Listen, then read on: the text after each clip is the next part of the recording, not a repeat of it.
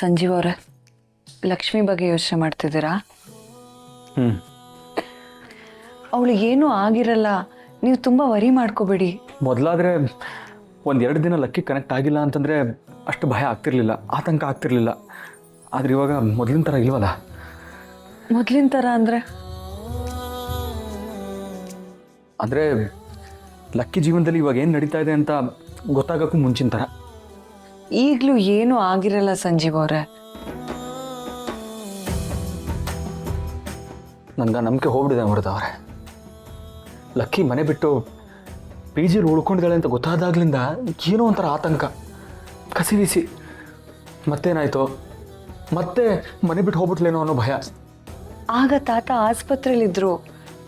ತಾತ ಹುಷಾರಾಗಿದ್ದಿದ್ರೆ ಯಾವುದೇ ಕಾರಣಕ್ಕೂ ಲಕ್ಷ್ಮಿ ಮನೆ ಬಿಟ್ಟು ಹೋಗೋಕೆ ಬಿಡ್ತಿರ್ಲಿಲ್ಲ. ಆದರೆ ಈಗ ತಾತ ಹುಷಾರಾಗಿದ್ದಾರೆ, ಮನೇಲಿದ್ದಾರೆ. ಅವರು ಲಕ್ಷ್ಮಿಗೆ ಏನೂ ಆಗೋದಕ್ಕೆ ಬಿಡೋದಿಲ್ಲ. ಅದು ನಿಜಾನೇ. ಆದರೂ ಆ ಮನೇಲಿ ಲಕ್ಕಿಗೆ ಏನಾದರೂ ತೊಂದರೆ ಆಗಿದೆಯೋ ಏನೋ ಅನ್ನೋ ಭಯ ಅಷ್ಟೇ. ಇರಿ, ಈಗಲೇ ನಾನು ನಿಮ್ಮ ಡೌಟ್ನ ಕ್ಲಿಯರ್ ಮಾಡ್ತೀನಿ. ಆದಿಗೆ ಈಗಲೇ ಫೋನ್ ಕಾಲ್ ಮಾಡಿ ಲಕ್ಷ್ಮಿ ಹತ್ರ ಮಾತಾಡ್ಸಿದ್ರೆ ನೀವು ಸರಿ ಹೋಗ್ತೀರಾ ಅಲ್ವಾ?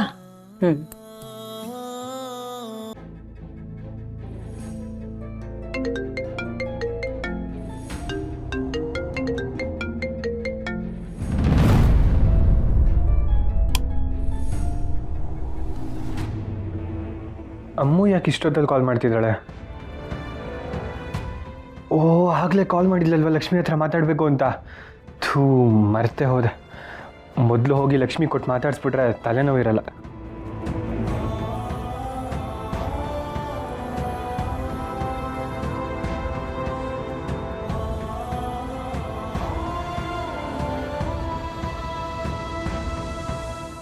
ಅದಿ, ಸಾರಿ ಅದಿ. ನೀನು ಸಾರಿ ಇಟ್ಕೊಂಡು ನಾನೇನು ಉಪ್ಪಿನಕಾಯಿ ಹಾಕೊಂಡು ನಿಕ್ಲಾ? ಯಾಕಾದಿ ರೇಗ್ತಾ ಇದೆಯಾ? ನನ್ನ ಮಾತು ನೋಡು, ನಿನ್ನ ಮಾತು ಬೇಡ, ಏನು ಬೇಡ. ಅಮ್ಮು ಆವಾಗಲಿಂದ ಕಾಲ್ ಮಾಡ್ತಿದ್ದಾಳೆ, ನಿನ್ನ ಜೊತೆ ಮಾತಾಡ್ಬೇಕಂತೆ. ತಗೋ.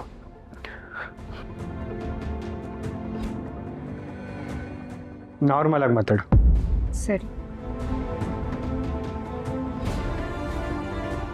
ಹಾಯ್ ಅಮ್ಮು. ಆದಿ, ಫೋನ್ ಯಾಕೆ ಲೇಟಾಗಿ ರಿಸೀವ್ ಮಾಡಿದೆ? ನೀನು ನನ್ನ ಜೊತೆ ಮಾತಾಡಕ್ಕೆ ಕಾಲ್ ಮಾಡಿಲ್ಲ, ಲಕ್ಷ್ಮಿ ಜೊತೆ ಮಾತಾಡಕ್ಕೆ ಕಾಲ್ ಮಾಡಿದ್ಯಾ ಅಂತ ನನಗೆ ಗೊತ್ತಿತ್ತು. ಅದಕ್ಕೆ ಲೇಟಾಗಿ ರಿಸೀವ್ ಮಾಡೋದು ಯಾಕೋ? ಯಾಕೆ ಅಂದರೆ ಲಕ್ಷ್ಮಿ ಬರಬೇಕಲ್ವಾ? ಲಕ್ಷ್ಮಿ ಬರ್ಬೇಕಲ್ಲ ಅಂತಂದ್ರೆ ಎಲ್ಗೋಗಿದ್ದಾಳೆ ಆದಿ ಅವರೇ? ಸಂಜೀವ್ ಅವರೇ, ನಿಮ್ಮ ತಂಗಿ ಎಲ್ಲೂ ಹೋಗಿಲ್ಲ, ಇಲ್ಲೇ ಇದ್ದಾಳೆ ನೋಡಿ.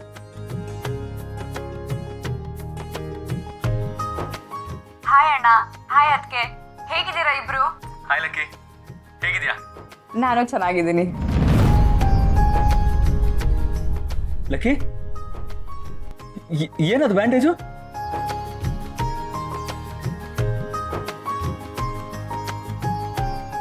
ಕೈ ತೆಗಿ, ಕೈ ತೆಗಿ.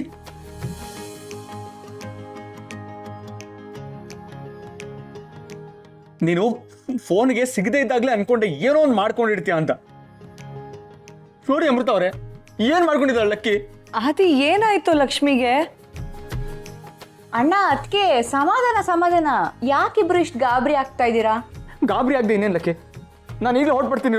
ಸಂಜೀವ್ ಅವರೇ, ಇರೇ ಲಕ್ಷ್ಮಿಗೂ ಸ್ವಲ್ಪ ಮಾತಾಡೋ ಗ್ಯಾಪ್ ಕೊಡಿ.